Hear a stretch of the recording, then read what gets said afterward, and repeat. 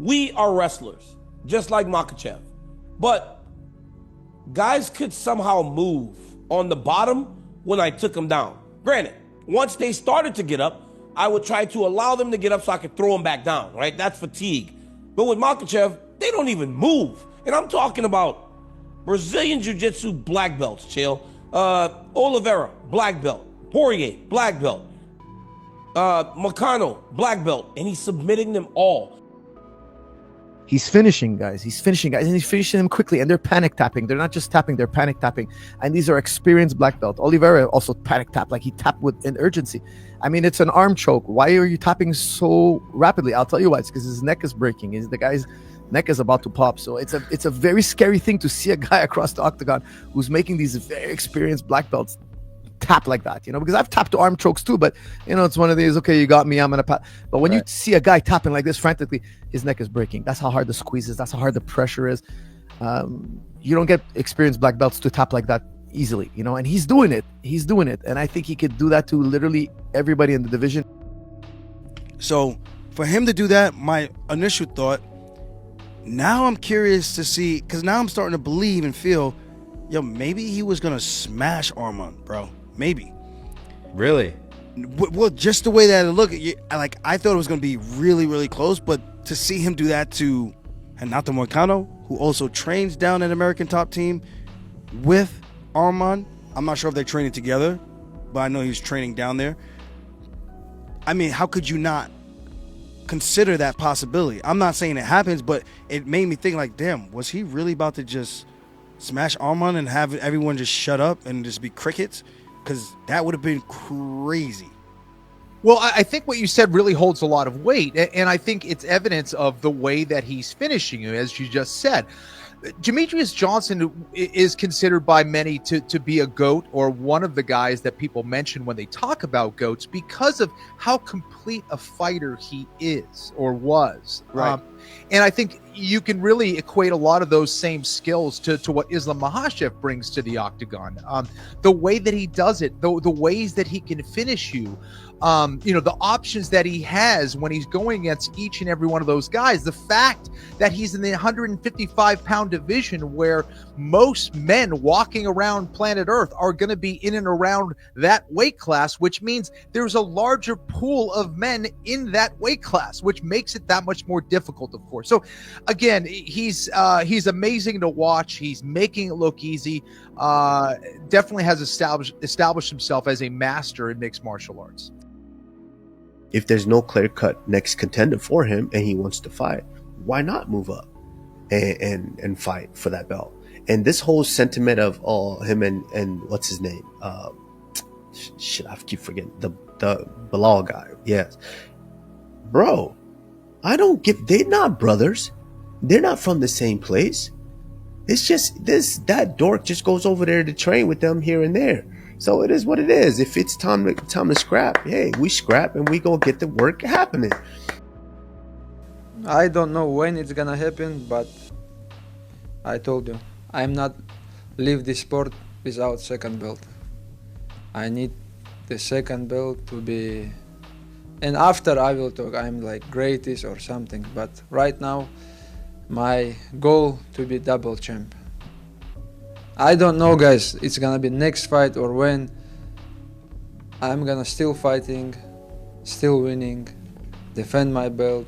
How many times the UFC want I'm gonna defend my belt, I will defend.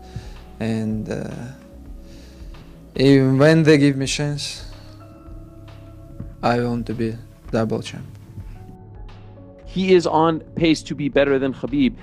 Because of his longevity, he's not going away anytime soon, but because he's doing things like this against the best in the division. And it's not his fault that Arman got hurt. He's fighting whoever is being presented to him. Even when Rogan asks him who's next, he says, I'm the champ, I don't decide, bring him on. And so by the time it's all said and done, you can hang the Ramos slip up over his head, but the resume might end up being better than Khabib's, and that was not something that I thought was going to happen back in 2015, 2016. I don't get impressed. I don't look up to people that are younger than me. I just don't. I wouldn't call them Mr. or Sir. Like in a million years, that would never happen. But I got to tell you, I was having a hard time still looking at Islam like that as he was leading the building. But like Islam Makhachev, I'm going to tell you the story because this story is less than 2 years old. Islam Makhachev cannot get a title fight. He's 15-1. He's only lost one time in the UFC. He's beaten everybody, but he can't get a title shot because he's not famous. He's not known. People don't want to see him fight. Daniel, it's not like that anymore. To get a glimpse of Islam, I was pulling around trying to look around a curtain just because I heard Islam's in the other room. You're just trying to see him. He is just sensational. I mean, to the kind of pressure that's on a champion to come in and take a fight against an unheralded challenger, a guy who's not supposed to win, a guy who's very dangerous and has nothing, like you said, playing with house money. Yeah. And to perform that way and just immediately sync up a submission. And so what someone watching this might be thinking to themselves and saying is, oh, well, you're just giving us reasons why he's great. I am telling you that he is great. He is so obviously the pound for pound best fighter in the sport.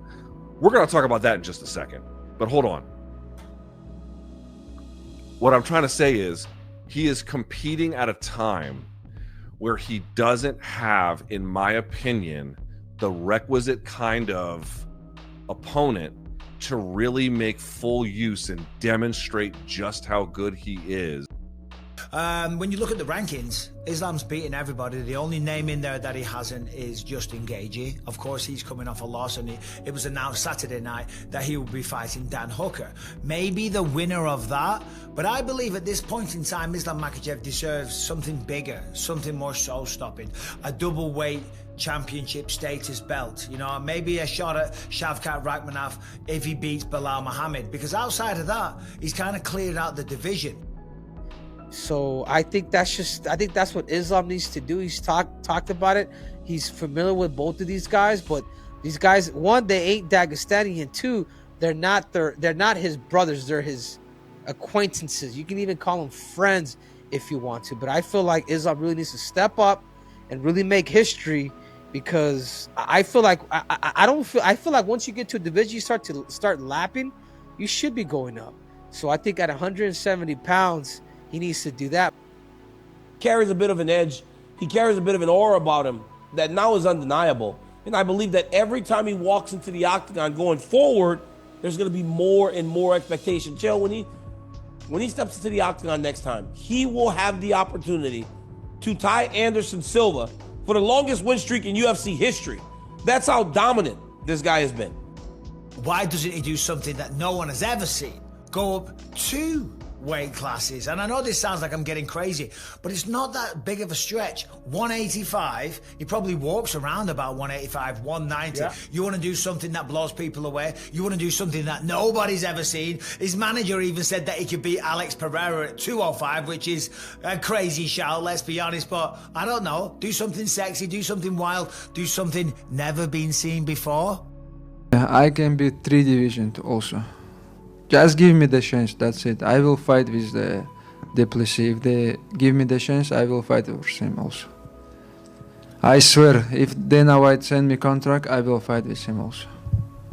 How many times have we seen world champions go, you know what, I'm not really ready to make that fight. I'm not ready to fight. You got to be the guy that can step up and do that and fight whoever the champion is. And the fact that he said, hey, look, this goes back to Khabib. I don't know if you guys remember. If King Kong makes the weight, I'm going to fight him. That's what Khabib said. I don't care who you bring. If King Kong makes the weight, I'll fight him. And the same thing goes with Islam. The guy finishes fights. 8 of his last 9 fights have been finished. He doesn't just go out there and dominate. He has a different style, a more aggressive style, I think, than Khabib. He actually goes out there and finishes fights. He is so much fun to watch because the second he slapped that Darce choke on, it's like old school pro wrestling. Like he's like an anaconda. You just knew that the fight was going to be over.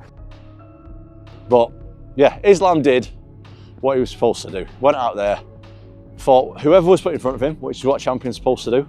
Fought the guy that the UFC told him to fight, and he got the win. And he's levels above anybody else in that division. He's going to hold the belt for a long, long time, and that is something that I'm very excited for because I'm a massive Islam Makhachev fan.